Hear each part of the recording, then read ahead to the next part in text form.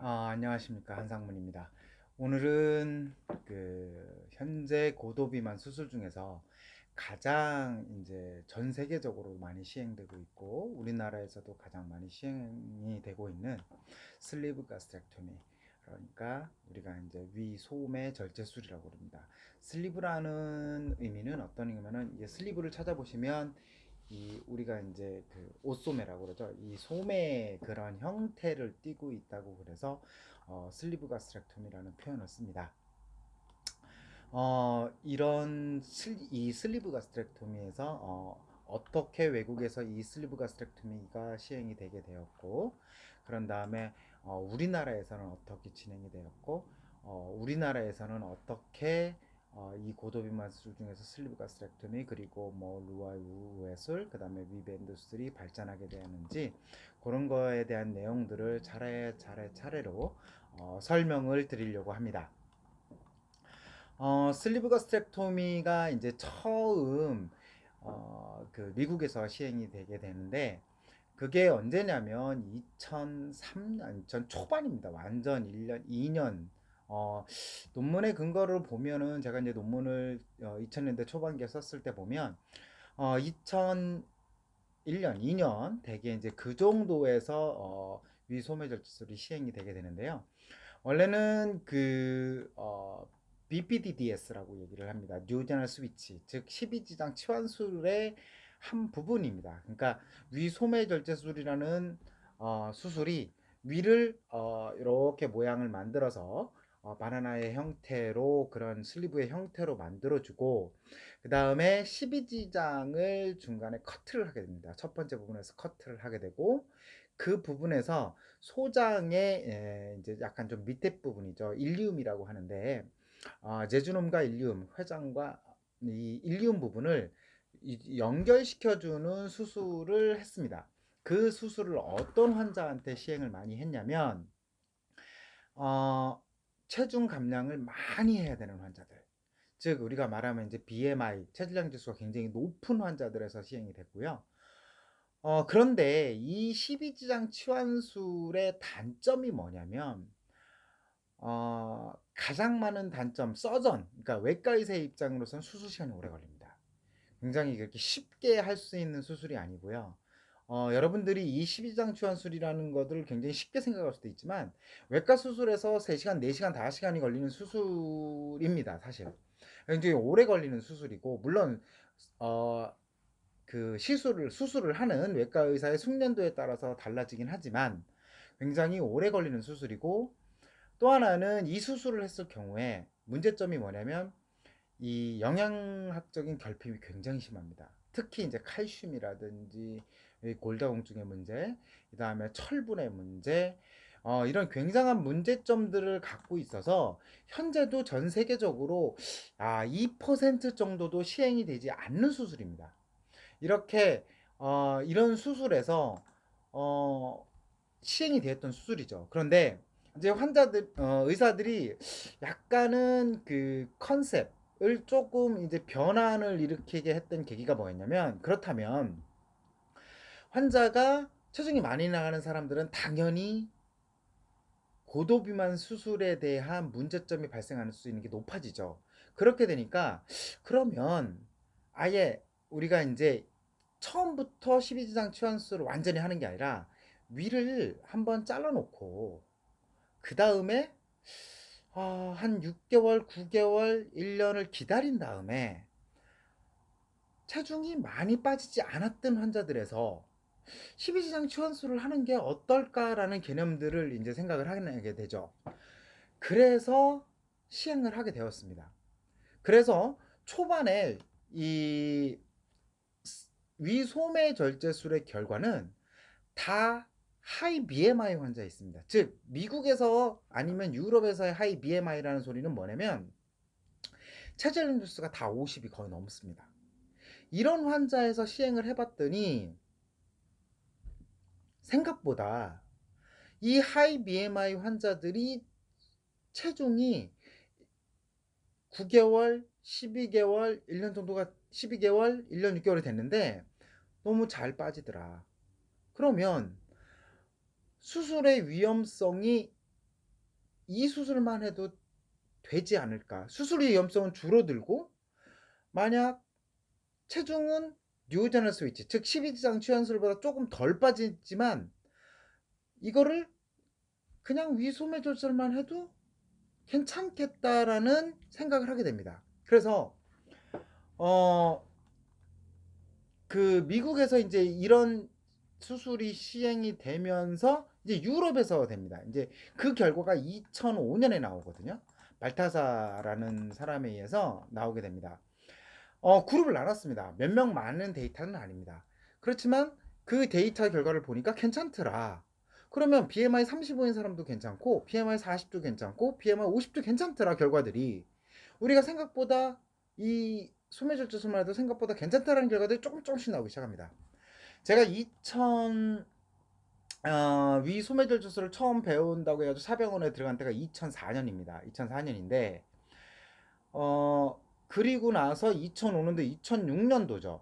그때 논문을 쓰게 되었는데 그때 이제 위 소매절제술은 논문이었습니다. 당시 논문을 쓸 때만 해도 전 세계에서 이 데이터, 즉 다시 말해서 우리가 레퍼런스라고 하죠. 주석을 단다고 그러는데 논문 쓰시는 분들은 알 것입니다.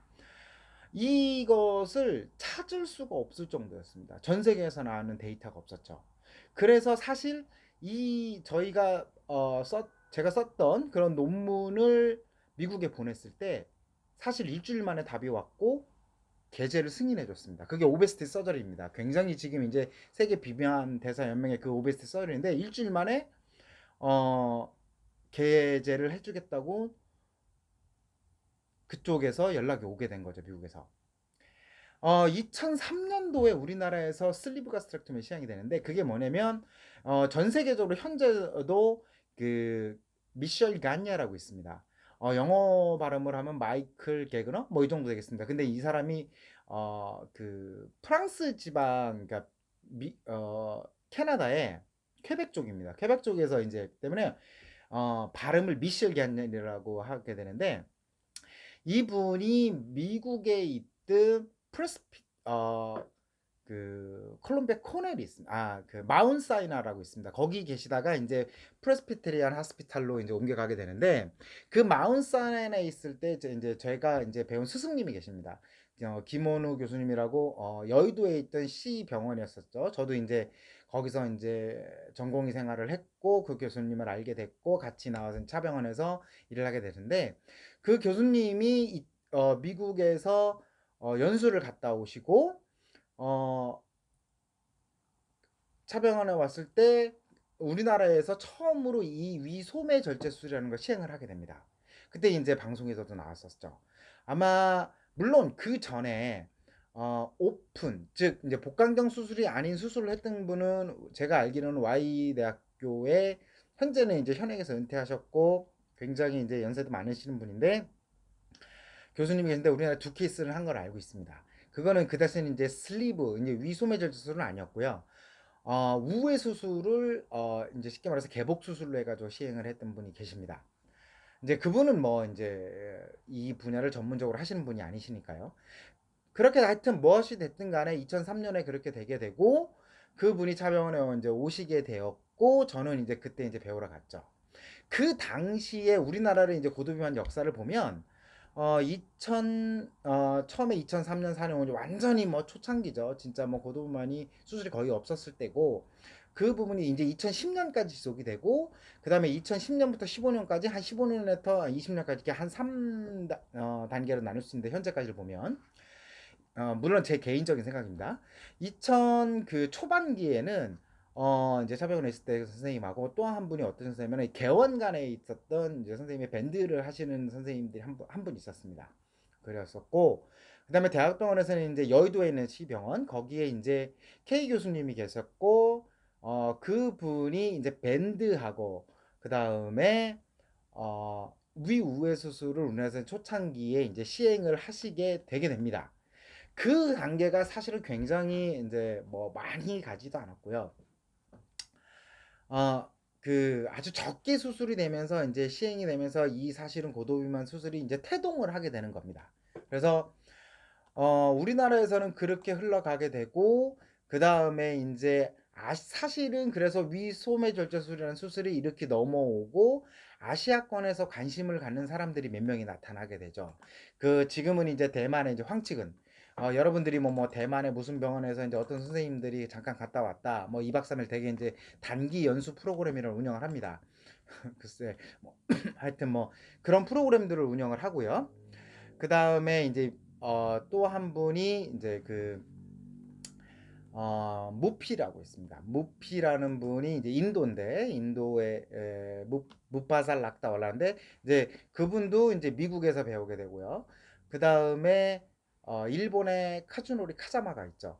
현재 인제 아시아 회장을 하고 계는데 그분들이 인제 다 어떻게 보면 아시아권에서 최 거의 초창기 멤버라고 보시면 될 수 있습니다. 또 하나가 인제 카사마라든지 그다음에 무피라든지 이런 분들이 이제 제가 미국에 이제 연수를 갔었던 클리블랜드 클리닉 플로리다의 라울 로젠탈이라고 있는데 그분들한테서 이제 다 배우고 이렇게 해서 오셨던 분들입니다. 또 한 사람이 이제 대만은 우리나라하고 조금 외과 의사의 사상이 틀린데 학회 중심이 아닙니다, 사실은. 개인 중심인데 이제 타이베이에 이제 웨이제이 리라는 선생님이 계십니다. 그분이 이제 미니 가스릭 바이패스라는 수술을 해가지고 조금 초창기에 이제 시행이 되고 아시아권에서는 이제 완전히 리더였던 분이고 논문도 상당히 많이 쓰셨던 분입니다. 지금 이제 연세가 60 한참 넘어가는데 이렇게 해서 고도비만 수술이 이제 태동을 하게 되고 아시아권에서 2005년, 6년, 7년 넘어가면서 좀 하나의 모임을 만들어 볼까 이런 식으로 움직이게 됩니다. 그렇게 되면서 나중에 시간이 점점 더 흘러가게 되는 양상을 보이게 됩니다. 그러니까 우리나라에서도 사실은 2010년까지만 해도 고도비만 수술을 하는 사람들이 별로 많지 않았습니다. 많아야 정말 한 4분, 5분, 그 케이스 숫자도 저도 그렇게 많지도 않았고요. 처음에는 그 과정을 거치면서 배우게 돼서 이 고도비만 수술이 나오게 됩니다. 그러면서 하나의 고도비만 수술이 조금 더 이제 발전을 하게 되고 했던 게 우리나라에서 이제 수술 건수가 많아졌던 게 위밴드 수술입니다.